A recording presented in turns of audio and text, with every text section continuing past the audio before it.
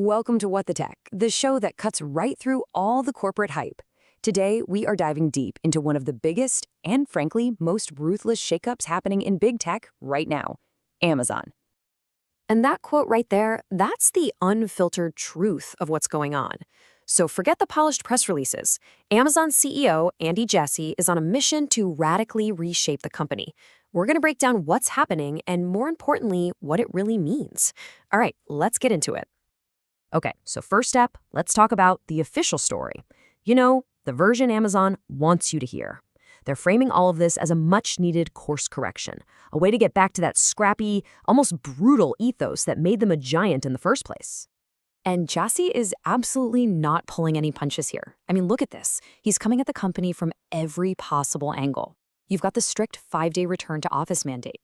He's slashing layers of management, which means every remaining manager is handling about 15% more people. And of course, there are the extreme cost-cutting measures.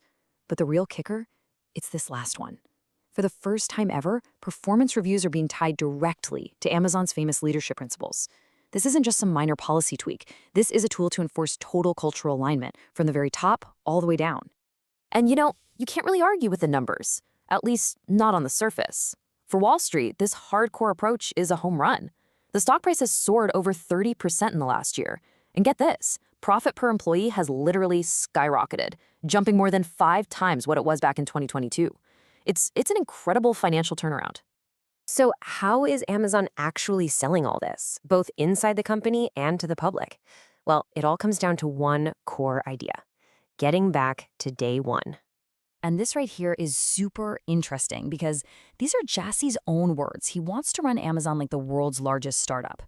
The whole goal is to recapture that speed, that agility, that urgency that really defined the company under Jeff Bezos. Jassy clearly feels that was lost during the crazy growth spurt of the pandemic. So for anyone who's not familiar with it, the day one philosophy is basically Amazon's gospel. It's all about constant innovation, obsessing over your customers, and never ever getting comfortable. Jassy is pretty much saying the company had slipped into day 2, which in Amazon speak means complacency and eventually death, and he's the guy who's going to drag it back. So the official story they're telling us is that all these moves are designed to make Amazon better for everybody. They claim it's going to boost creativity and collaboration. They've even set up something called a bureaucracy mailbox, so employees can report inefficient red tape. On paper, it sounds great, like a positive, much-needed cleanup. Right, but that is only half the story.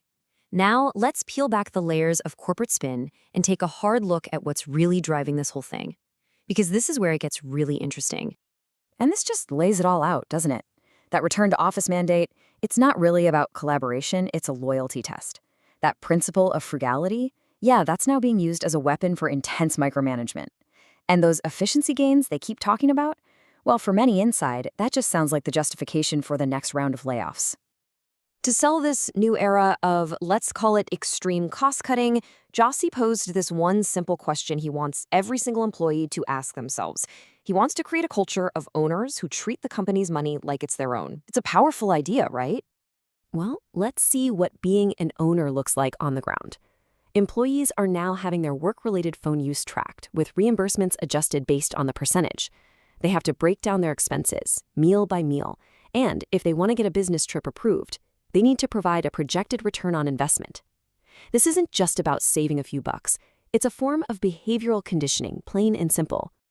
And that return to office policy, it is definitely not what it seems. Look, Amazon knows it's losing talented people over this. They're not stupid. But according to internal analysis, that's considered acceptable collateral damage. The real mission here is to filter for the employees who are 100% bought in, to reestablish total cultural uniformity and control. So, okay, the stock is way up and discipline has been restored, but this purge, it comes at a very, very steep price. So let's look at the true cost of all these changes. First, just a quick reminder of the Wall Street view. Let's just put this number back on the screen for a second. 30%.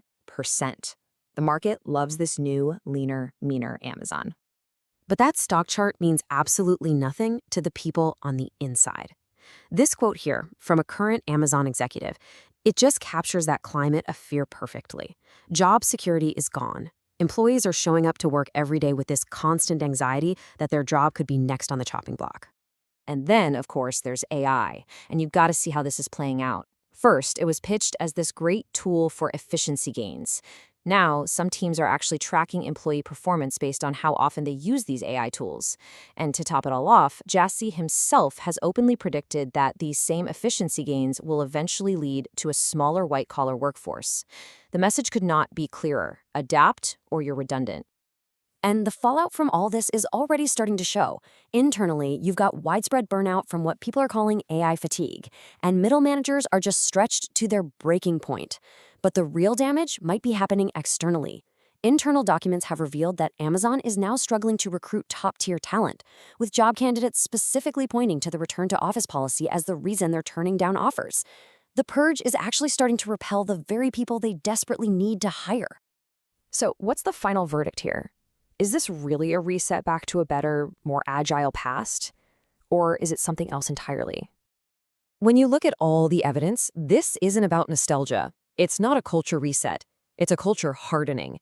The goal here is to strip away every ounce of slack, comfort, or dissent that built up over the years. It's about reimposing absolute, top-down discipline to make Amazon run like a ruthlessly efficient machine, no matter how big it gets. Which leaves us with one really big, important question.